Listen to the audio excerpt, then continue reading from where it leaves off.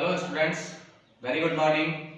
मैं आपका chemistry teacher Rajendra Singh चारण आज फिर से आपके बीच केमिस्ट्री की क्लास लेकर आज हम अपनी क्लास में कुछ नेम रिएक्शंस की बात करेंगे।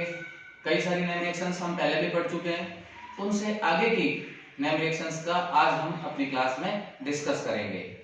फिर एक बात आपसे रिपीट कर रहा हूं, अगर आपको ये वीडियो अच्छा लगे, ये रिएक्शंस आपके काम की लगे, तो आप इस वीडियो को ज्यादा से ज्यादा शेयर करें, अपने साथियों तक पहुंचाएं, चैनल को सब्सक्राइब करें और वीडियो को लाइक करें।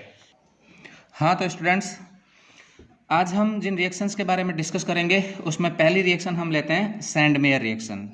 सैंडमेयर और गाटरमान ये दोनों रिएक्शन एक जैसी है, इसलिए हम इनको साथ साथ पढ़ रहे हैं। अब देखिए, ये सैंडमेयर और गाटरमान जो रिएक्शन है ये बेसिकली हेलोएरिन बनाने की रिएक्शन है और एमीन की केमिकल प्रॉपर्टी है। तो हम एमीन का एक एग्जांपल ले रहे हैं, एनिलीन। इसको हम एरोमेटिक एमीन भी बोलते हैं। एनिलीन की जो रिएक्शन हम करवाते हैं नाइट्रस एसिड के साथ में, ध्यान रखिए नाइट्रस एसिड का फॉर्मूला होता है HNO2। वो बहुत जल्दी ऑक्सीकृत होकर के नाइट्रिक अम्ल HNO3 में बदल जाता है, इसलिए हम उसका स्टोर नहीं कर सकते। तो किसी रिएक्शन में हम उसको अंदर ही बनाते हैं और यूज में लेते हैं। तो देखिए, हम इस रिएक्शन के अंदर NaNO2 सोडियम नाइट्राइट तथा HCl की रिएक्शन करवाते हैं, जिसमें से HNO2 फॉर्म होता है। ये हमारे लिए HNO2 नाइट्रस एसिड बनता है, जो इस रिएक्शन में एनिलीन के साथ रिएक्शन करके बेंजीन रिंग पर N2Cl एक आयनिक कंपाउंड बनाता है, जिसको अपन बेंजीन डाइएजोनियम क्लोराइड या बेंजीन डाइएजोनियम सोल्ट बोलते हैं। इसकी स्पेशल प्रॉपर्टी ये दिमाग में रखना, ये 273 से 278 केल्विन टेम्परेचर के बीच ही बनता है, इससे ना तो ऊपर ना नीचे। यानी सीधी भाषा में आप ये समझ लीजिए कि 0 से 5 डिग्री सेंटीग्रेड, ये यहाँ पर आप इसको ये मान लीजिए 0 डिग्री सेल्सियस से 5 डिग्री सेल्सियस के बीच ही ये फॉर्म होता है, अन्यथा नहीं होता। इससे ज़्यादा टेम्परेचर देते ही ये वापस टूट जाता है। तो ये बेंजीन डाइएजोनियम सोल्ट जो बन गया है, ये अब हमारे सैंडमेयर और गाटरमान और भी कई रिएक्शंस में ये मुख्य रिएजेंट के रूप में, रिएक्टेंट के रूप में काम आएगा। तो अब हम सैंडमेयर और गाटरमान दोनों रिएक्शन को आगे यूज शुरू कर रहे हैं, तो अब हम डाइएजोनियम सोल्ट से उसको मानेंगे। तो ये बेंजीन डाइएजोनियम क्लोराइड हम एग्जाम्पल ले रहे हैं। इसकी रिएक्शन में देखिए हम दो रिएक्शन साथ बना रहे हैं। आपको पहले इस एक रिएक्शन को समझना है। इस बेंजीन डाइएजोनियम क्लोराइड की रिएक्शन यदि हम Cu2Cl2 की प्रेजेंस में HCl से करवाते हैं तो CH बेंजीन रिंग पर Cl लग जाएगा, जिसको अपन क्लोरोबेंजीन बोलते हैं, और नाइट्रोजन निकल जाएगा। ये सैंडमेयर रिएक्शन होती है।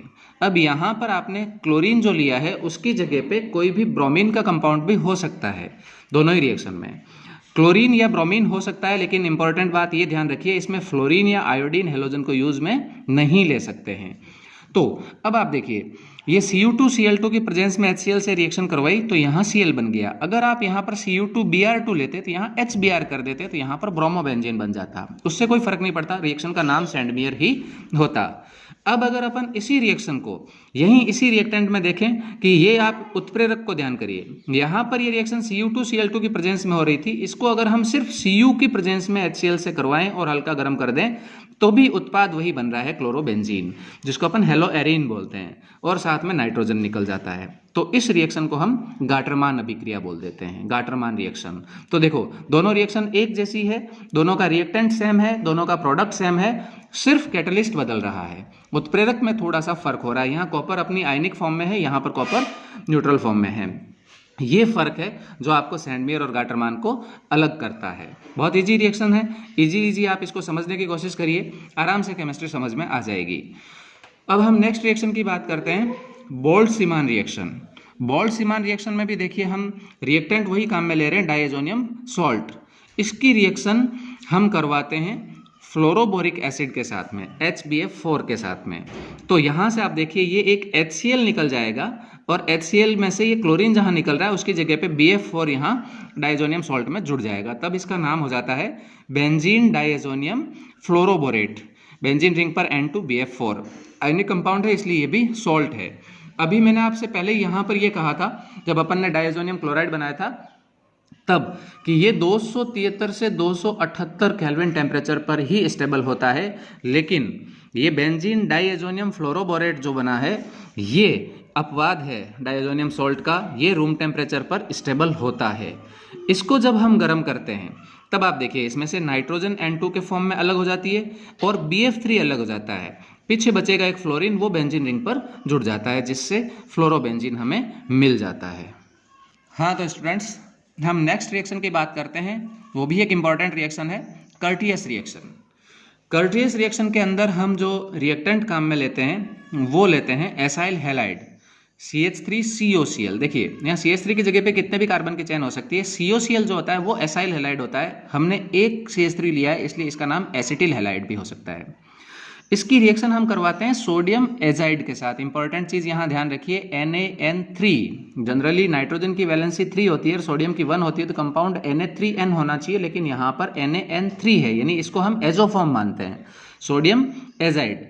ये इसके साथ जब रिएक्शन करता है तो ये यहाँ पर एक NaCl अलग हो जाता है और नाइट्रोजन का जो एजोफॉर्म है वो इस एसाइल ग्रुप के साथ में जुड़ जाता है, जिससे CH3CON3, इसको हम बोलते हैं एसिटिल हैलाइड, एसिटिल एजाइड, माफ कीजिएगा, एसिटिल एजाइड।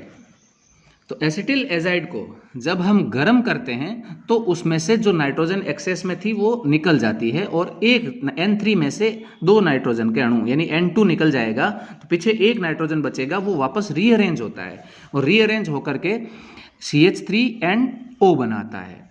और इस टाइप से इसकी रिएक्शन जब हम सोडियम हाइड्रोक्साइड NaOH के 2 अणु के साथ करवाते हैं तो CH3 के साथ NH2 यानी एमीन बनता है और साथ में यहाँ से Na2CO3 और H2O बाई प्रोडक्ट के रूप में अलग हो जाते हैं। तो ये हमारे लिए एमाइन बनाने का एक अच्छा मेथड है।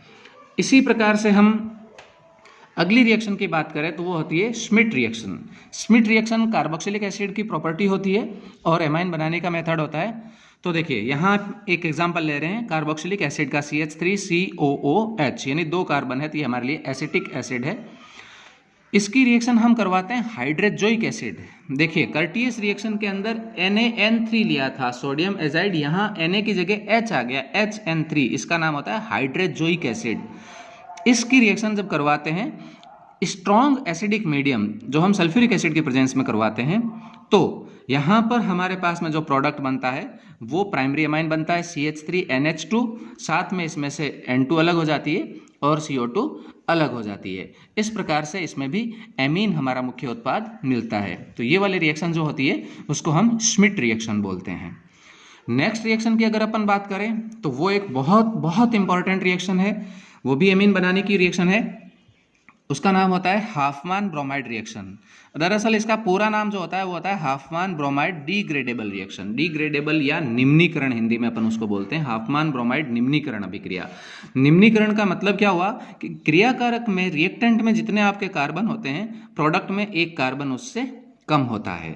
तो ऐसी रिएक्शन हमने पहले भी पढ़ी है, आपको याद हो तो हमने हुंसडीकर रिएक्शन पढ़ी थी जिसमें एक कार्बन कम हो रहा था। यहाँ पर भी एक कार्बन कम हो रहा है, तो ये हमें डिसेंडिंग ऑर्डर की रिएक्शन जिसको अपन आरोहण अभिक्रियाएं बोलेंगे उसमें भी ये रिएक्शन काम आएगी। तो अच्छी रिएक्शन है, इंपॉर्टेंट रिएक्शन है, इसलिए ध्यान से पढ़ें।